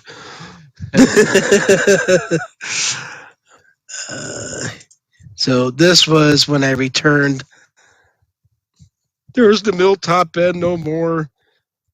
So I don't know. I mean, it's been a while. I'm sure they built it back up, but this is when I returned looking for my damn rum drink, and I'm like, man, go figure. The place that I want to go is not there anymore. Right. So Well, I do Yeah. see that they have rebuilt it. It's just because I'm looking at it at the same time. They've restored the wheel that you're looking at there. we'll reopen 2016. So okay, so the year I Yeah. was there, they were supposed to. So this kind of says why City of St. Augustine Arch allow it. Archaeological. Oh my God, big word stuff. This project is investigation is an outgrowth of the City of St. Augustine's commitment to preservation and maintenance of its historical and cultural. The fence got in the way. Ensures that the buried remains of past human activities in the nation's oldest continuously occupied European town will be protected from construction activities for the benefit So of basically, its what they're saying citizens and is we don't want to visitors. dig up bodies. Pretty much. So you can see the fort there. There's the Yeah. fort across there. I know they do tours there. I don't know. I mean, I walked around there. I like the off the beaten path. The Mhm. lighthouse was all right. I mean, the lighthouse is cool as hell. Oh yeah, that's The the Fountain of Youth is cool. I mean, as like side road attraction as it is, I thought it was cool. Plus, there's the Mother of La Leche church is still there. It wasn't the mother of, original, but mother yeah. of milk. So yeah. You can mouth I'm gonna watering sh- thinking about that I'm rum gonna drink shed a anyway. tear, but I'm gonna leave some memory with my tear. Well, yeah. Well, Ooh, there I am. hey, is that 20? That's 2016. Yeah. Yeah. Yeah, I don't know how that other picture got in there then. Oh, maybe who knows? Pareidolia. That's what we're talking about too. Yeah, the year. Yeah. Yeah. All right, so let's see my lighthouse pictures here.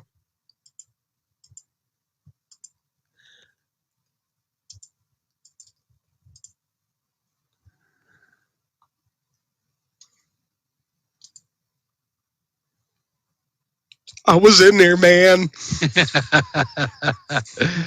That's pretty sweet though. That's a lot of goddamn Yeah. stairs. Yeah. So you can kind of see. So that's kind of where they saw. I keep saying kind of. Yeah. And I'm telling you, on the YouTube for the last episode, or what was it, Soldier, Mhm. I'm going to put a thing in there. Every time I say kind of, you got to take a shot. You're going to be drunk by the first 10 minutes, no man. kidding.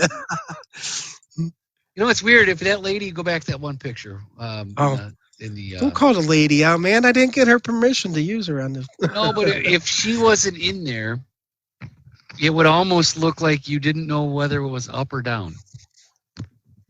That's true. Because at first I thought you were looking down the stairs, but then I'm like, well, that lady can't be floating upside down. True. So that's not gonna work. But All right, so let me bring up your pictures if you wanted to. sure, we'll share scrapyard them in. Yeah, why not? Just got to pay the bills. Right? Okay. What the hell's wrong with you, man? What's this? Hey, you got a naked man in a tree. I got a naked woman made of a tree. Well, I didn't show that picture. I can go find it, I guess. Right. This was inside the fort, the Civil War fort, where they housed Robert the Doll. Civil War or Spanish? Civil War. That was the Civil War fort. But they, I could probably explain away some of the fog just with the humidity down there because, everything. Oh, trust me. Cloud. When I went to Daytona, I turned off the air conditioning and opened up the doors because I had a hotel or Holiday Inn right on the beach. Mm-hmm. So I'm like, let the freaking beach. Why is this? So I opened up the doors, shut off the air conditioner, and then the fire alarm went off. And they called me and they said, did you turn the air off? I'm like, yeah. They're like, humidity sets off the fire alarm. Fire alarm? I'm like, oh man, I had to turn it back on. That Yeah. makes sense. So, and that's probably what it was. I mean, you know, you're getting to where the sun is setting. Now it's dark, and you get the difference in temperature, and I could see where that would come from. But you know, but anyway, this was inside of that that area. Pretty cool little area. I don't know what they use these statues for. Some of the Robert There's your Robert memorabilia. Dennett, yep. Yep. So they sell all this stuff out there. Like I say, the man commercialized the hell out of everything. David Sloan, that was the guy that actually was giving the tour, the guy that wrote that Haunted Key West book. Oh, you know what? I got a Haunted St. Augustine book. Yeah? Yeah. Wonder if it's written by the same guy. So yeah, he had trinkets. This was sitting right in front there. I don't know that I got a picture of him in here. What do we got next here? This was the trail leading into where they started it. They were trying to give you that ambiance of, you know. Pareidolia right there, man. Spooky. Yeah, like Dracula almost. Chupacabra. Guys, you know, he's all caped up over here. Oh, wait. 13 backwards. Oh, yeah. There you go. Perfect for our episode. And that was a pretty cool little hallway there. There was, again, was the blame it on Robert and me looking like I had blamed Robert. You look like a barber. Barbershop quartet. That's great. That was either last year or the year before. Yeah, that was last year. So your wife actually wants to be in public with you? At times. Yeah, Yeah, apparently when it's in the dark and surrounded by other men. I don't know. Did he get cut shaven? What was the... Yeah, he's made out of like cork wood. Oh, okay. So Wood. Well, wood, right? And they have, you probably know this, but they have terrible termites in Key West. So Robert got eaten up. Most of the real good ones up here. Yeah. Terrible termites. Terrible. Sounds termites. like a heavy metal band. Terrible termites. We're the terrible termites. This was the cemetery. So this was these are folks that came up from Cuba that were buried in there. They got their own little area in the cemetery.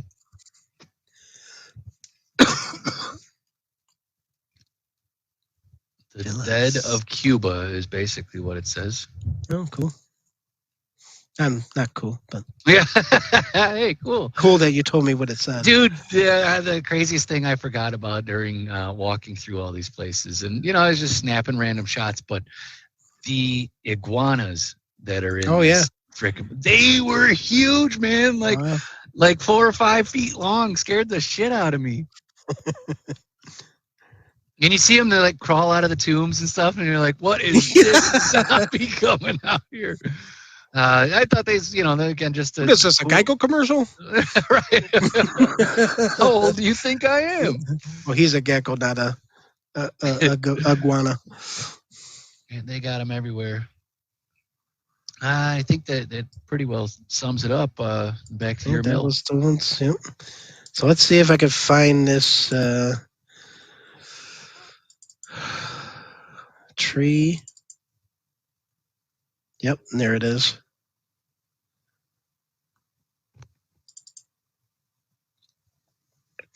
Bum, bum, bum, bum, bum, bum, bum, bum, bum.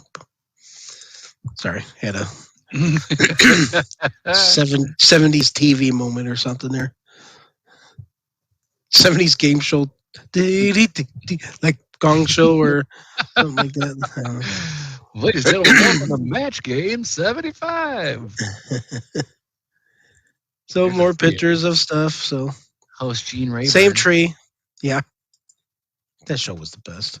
That was the best. Gene Rayburn was the son of a CIA agent. Well, look at some of these pictures from the same tree. It's just, Yeah. you're getting all kinds. Look at this. You got eyes, nose, mouth, head. And this is the same tree. The spirit You tree. know? There's another one up top. Yeah. It just, That one almost looks like an old grandma. She's and got a it nose. could be like developing or something. It just, it's the same tree. Look at that. You can see it from far. Mm-hmm. That's the lady again. The lady in. Does she look 14? I mean, something's in the water down there if she does. I But mean, the bow and the hair. That's a youth type of thing, right? That's yeah, not I for mean, older. it does. She definitely doesn't look like an old lady. Yeah. But look at that. That's just to me.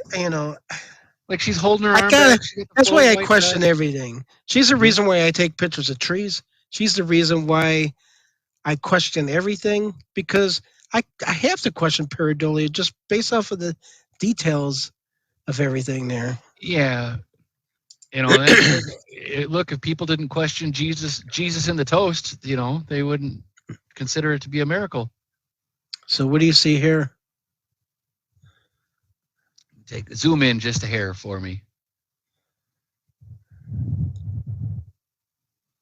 Let's see. So like the back of the neck, the back going down like the naked man, an arm, Oh, this is the naked man, huh? yeah, the side of him. See, it's like the leg, the butt, the back, the Oh yeah, shoulder, his shoulder the is then arm, his elbow. This is the his neck, elbow right over here the on the ear, side. Mm-hmm. and that's his hair. Almost looks like he's showering. There's that's very first one. That's what started it all. This guy right here. Look up. Look up. I asked. That's the one time I asked for the spirits to show me a sign of their presence. I said, Mm-hmm. look up. How tall is this tree, or at least was it when you were there? I didn't have my tape measure then. 30,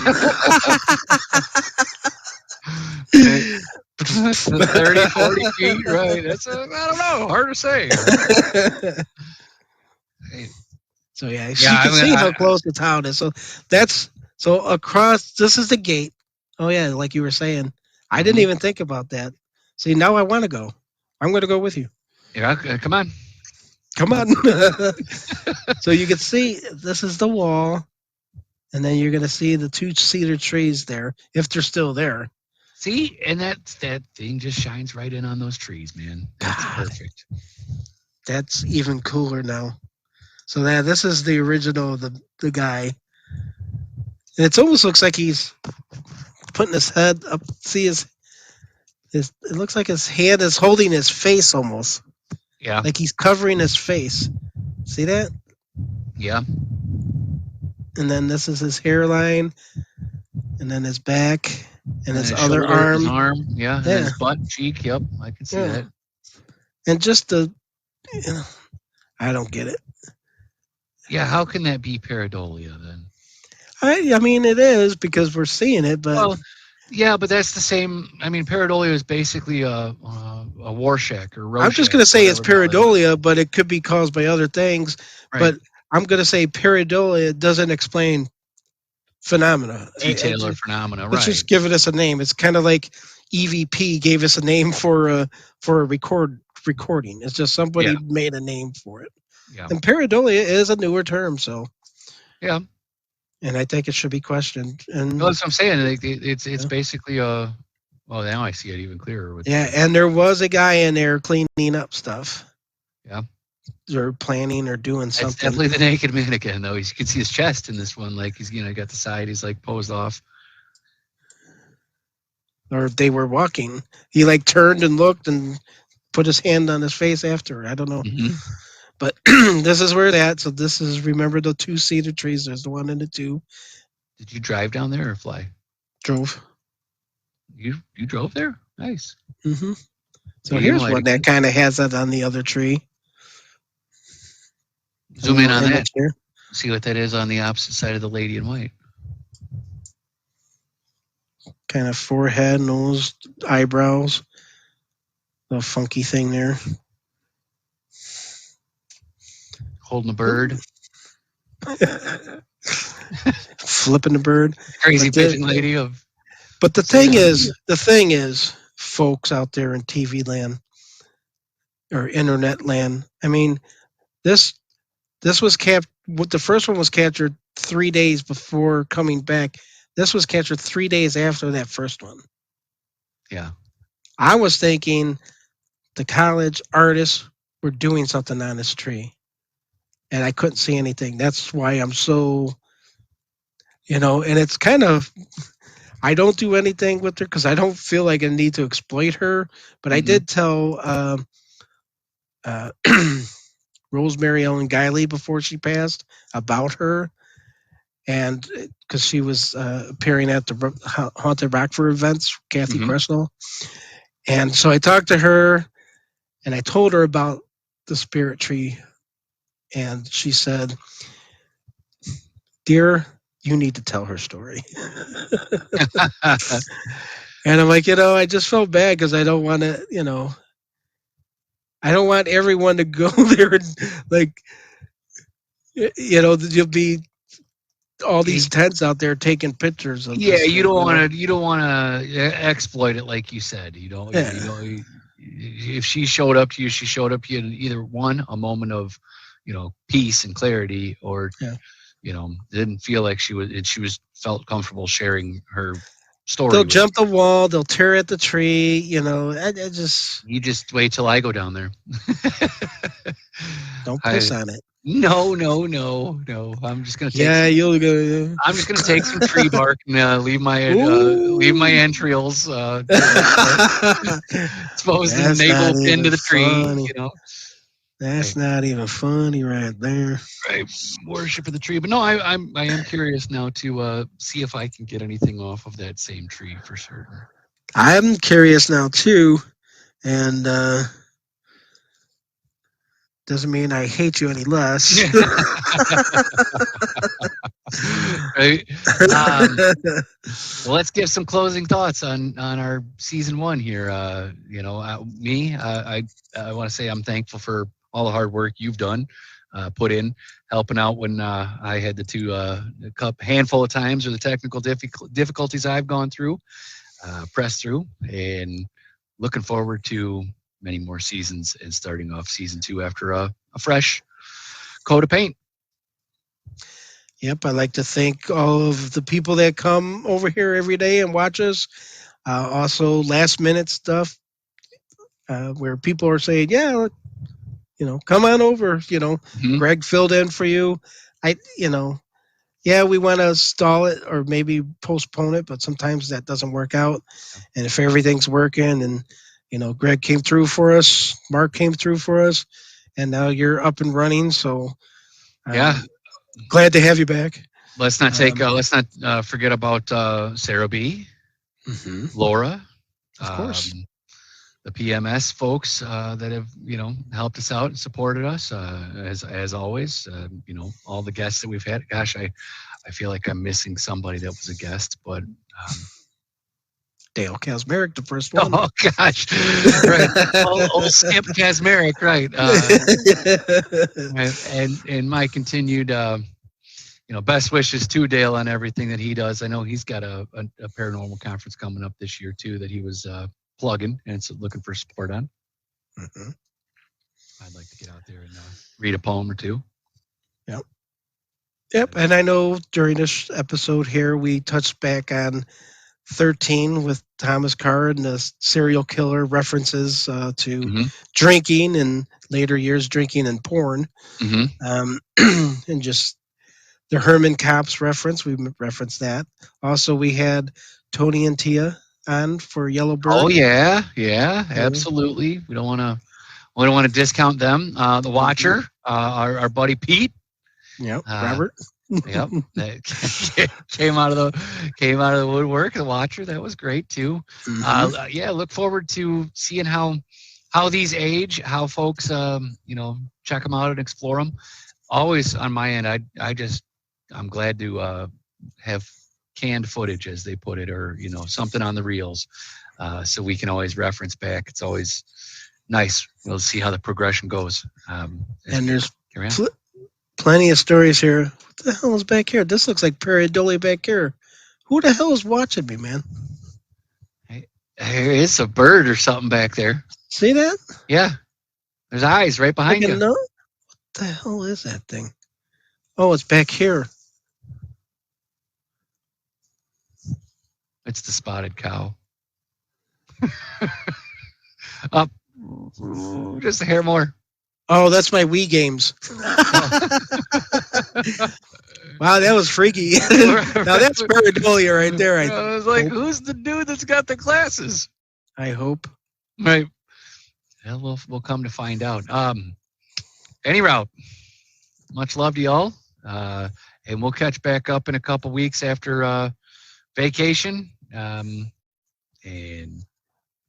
I'll be sending you some texting. I want live updates. I want. I'm going to set up tent and we'll set up shop and I'll just have a couple things going. I would totally put a little tiny house on that little lot there and live there. All right, And say, see if I can't station like some type of trail cam or something out there. Yeah. So her story has finally been told.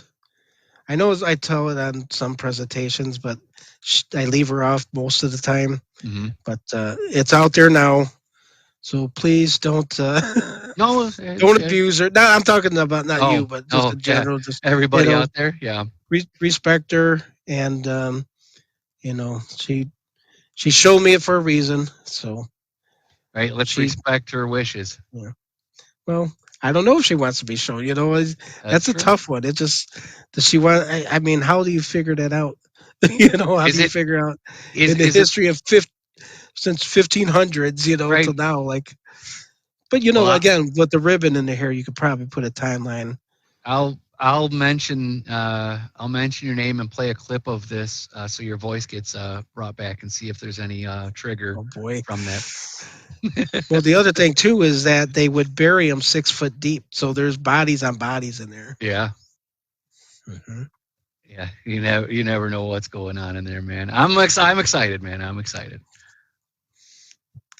And when you order an omelet, make sure you order it with the cheese, without the wrapping.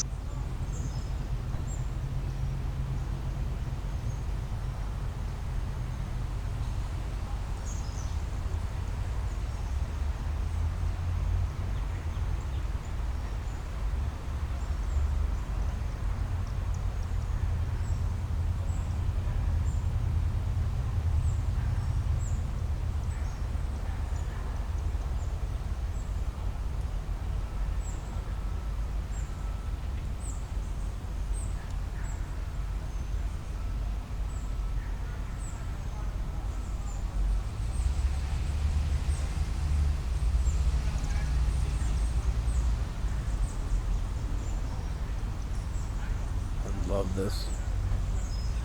I could sit here all day long.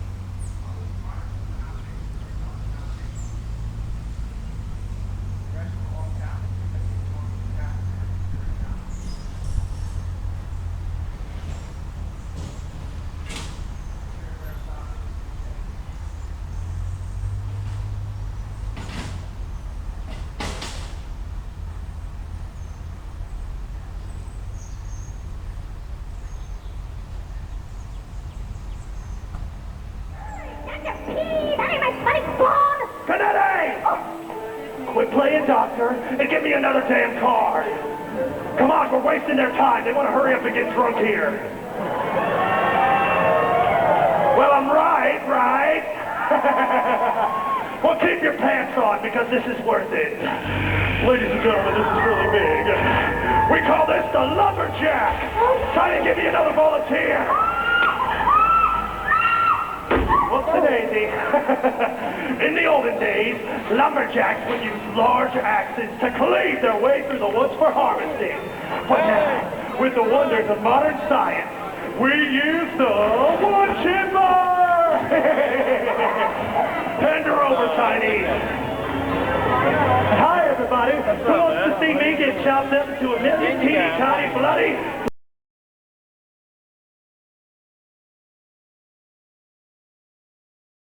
Thanks for watching. There's more to come.